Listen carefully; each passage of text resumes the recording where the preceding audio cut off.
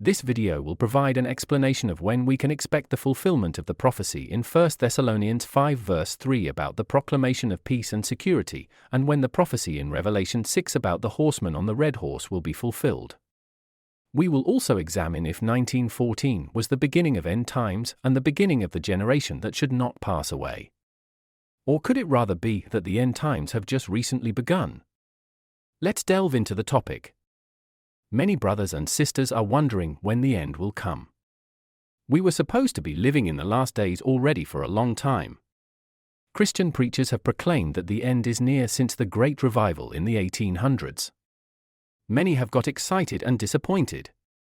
So this time, let's be realistic, while we ask how many more years we are to live before the proclamation of peace and security and the Battle of Armageddon.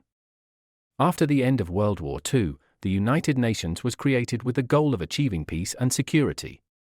Many are thrilled when they see for the first time in the Bible the prophecy about a future proclamation of peace and security, knowing that it is the UN's goal. Jehovah's Witnesses were particularly excited when the Cold War ended. Many hoped that things would get better in the world and that would lead to worldwide peace and consequently to the proclamation of peace and security, fulfilling 1 Thessalonians 5 verse 3, which says, "Whenever it is that they are saying, peace and security, then sudden destruction is to be instantly on them, just like birth pains on a pregnant woman, and they will by no means escape." We have been waiting for peace, but now the fulfillment of this prophecy seems further and further away. Brothers and sisters in faith are wondering, where is the proclamation of peace and security? It seemed it was within reach. Since World War II, the world became calmer and calmer with fewer and fewer victims of war. That is confirmed by worldwide statistics. But then the war in Ukraine started and the trend reversed. Last year the war in Gaza started, and there are rumors of wars. The world is worried about the tensions around Korea and Taiwan. So, realistically, how far are we from the proclamation of peace and security? Some have suggested that after the Third World War, peace and security could be proclaimed by the UN. And the UN could then become a one-world government to prevent all future wars. But how far away could that be? Some geopolitical experts see how the world is evolving, and the pattern of escalation is the same as prior to the previous world wars. According to them, we will see much greater wars next year in 2025.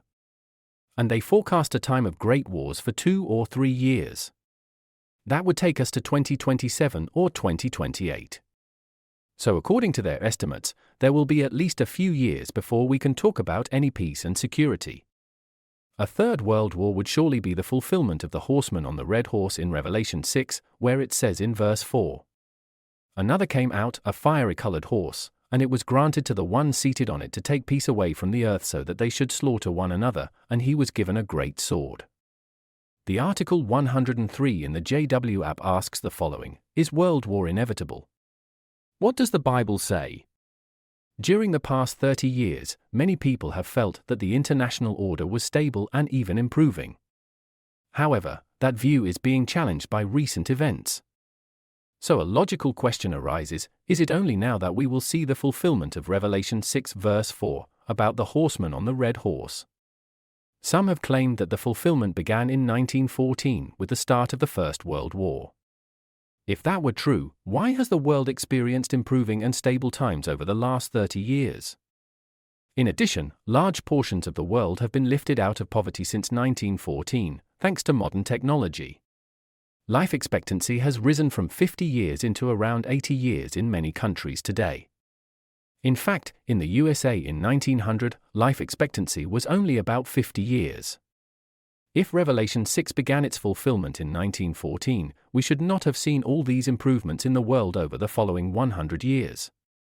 Also, when Jesus foretold the sign of the last days for the Jewish system in the 1st century, it did not encompass a period of wars, earthquakes, and pestilences lasting for consecutive 100 years. The wars in Judea began in 66 CE and ended in 70 CE. So initially, Jesus' sign of the last days lasted for 4 years. Maybe we can add to this the Roman-Parthian War from 58 to 63 CE. But otherwise, it was largely quiet and stable in the Roman Empire.